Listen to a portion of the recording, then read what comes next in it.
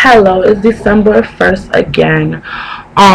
Today's segment is going to be just a little bit different because I know on my Facebook, people who watch my show are all different kinds of people from different areas, different places, different countries. Um, and I know some people are from, like, I have a lot of Christian friends and pastors' wives on my Facebook, and I know I have heard a concern of somebody's that my other stuff is that, like, probably not appealing to them because it's just so crazy and so but as you know, I am a theater major, so I that's just me and that's who I am and that's a part of me. But on the other note, I'm also Christian.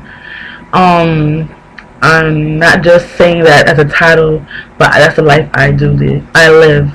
um yeah, so today's session is called the word or a word or whatever. um the topic today for me is going to be about Thanksgiving. I actually had this in mind, like, about a year or two ago, when I, like, almost when I not when I first made YouTube for myself, but I've been having this in the making for a while. I've been thinking of it.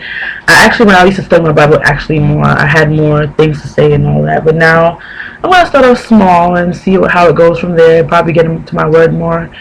I definitely, like, I read the Bible every night, and I do, like, a read it. Well, I make my phone read to me in the morning when I get up. Say before I get up. That makes no sense. When I get up in the morning. But I really don't digest the word like I used to. And I need to get back on my game because the time is near. And if you understand what I'm saying, obviously you do. And I just want this to be for people who, you could be saved, not saved, whatever. But we're put on this earth. I hate when people say and I'm doing that. It's kind of sad.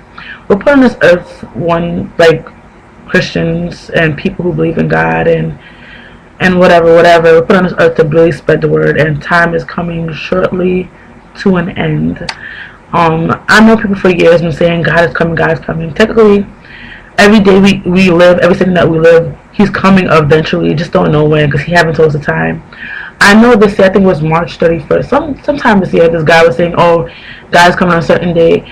But if you read the word and know what it says in the Holy Bible, I'm going to say that again, the Holy Bible, you understand that we do not know the place, the hour, the time, the minute, or the second He's going to come.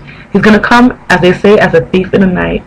And you have to be available and have your mind open now to hear His word, digest the word, fill your mind with His things, and make sure you can fight off the enemy with not just your mouth, but with your just everything has to be in it. You can't just be saying it because you want to say it. You have to live it. That's one thing I have learned over the years. Like, when I was young, I got saved, like, when I was really, really young, but I wasn't allowed to get baptized, actually, until I was 12. My mother wouldn't allow me. She think I didn't get the real concept of it all. But I think, in my opinion, I'm kind of more in Christianity more than she is. I think got her into it more. I used to force her to go to church. It was kind of sad. And I forgot what I was gonna say. It's kind of sad. Like, if you don't know, I don't write these things before. I just say it as I feel at the time. But oh yes, I used to always just, like, be Christian, but the things I said and things I did just didn't make any sense. And I don't think my friends, I don't think they believe what I was saying when I said I was Christian. And even though I used to be, like, I had a friend named Angie and Lucci, and for some reason, even though we was, like, crazy and we're bad, well, I wouldn't say bad, but we're just crazy people. For some reason, Angie was Jehovah's Witness, and that's another story. And Lucci is she was Catholic or something. She really didn't have, like, one thing, whatever. And at the time I was Church of God, and we used to go back and forth, even though we were, like, crazy and we were cursing and all this other stupidness. We really, like, still, like, thought about what we believed was the truth about the word. But it made no sense to fight, and we really weren't acting upon what the word was really saying. We weren't doing the things that God would do. Like, people say, what would Jesus do? We weren't doing that. We weren't thinking about that way. And as I got older and I tried to get more to church, and I was just kind of falling apart. Other than just church, because people think, like, some people are, when they're in church, they devote everything to church, yeah, but You gotta realize you have two lives. I'm not saying you should separate your life, but you have a church life and you have your actual life at work or school or stuff like that. And some people just they're one way when they're in church, like on Sundays, and another way in school.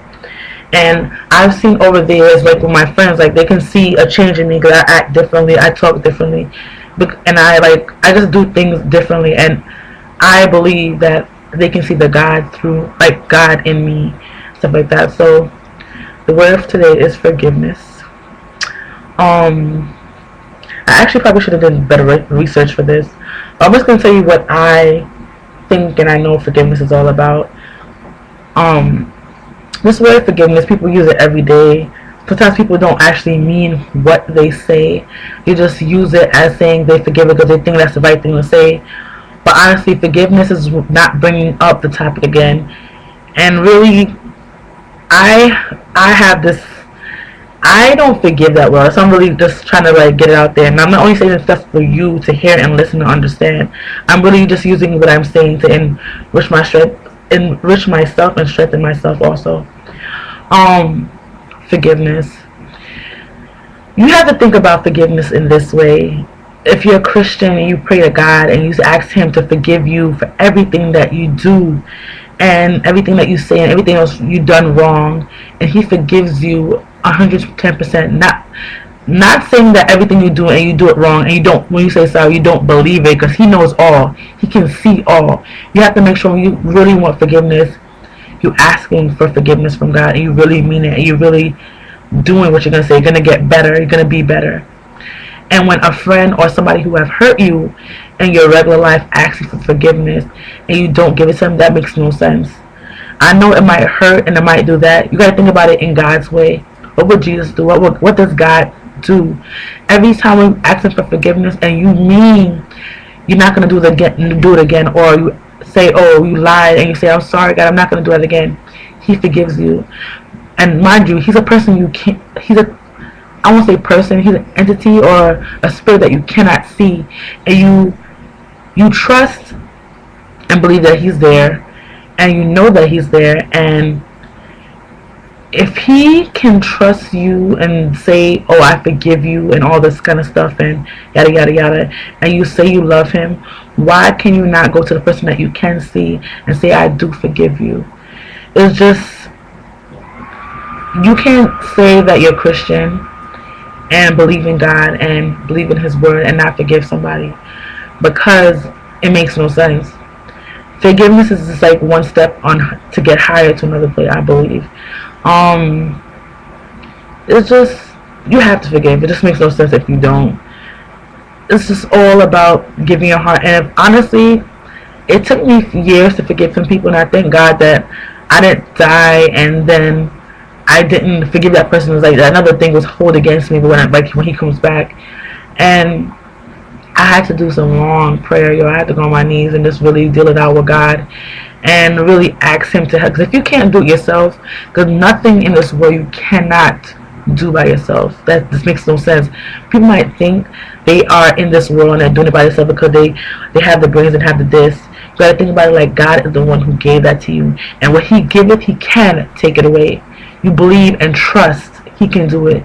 Don't act stupid. Don't act like you are that, because God can snatch it back. Anything what happens to you, He has done it.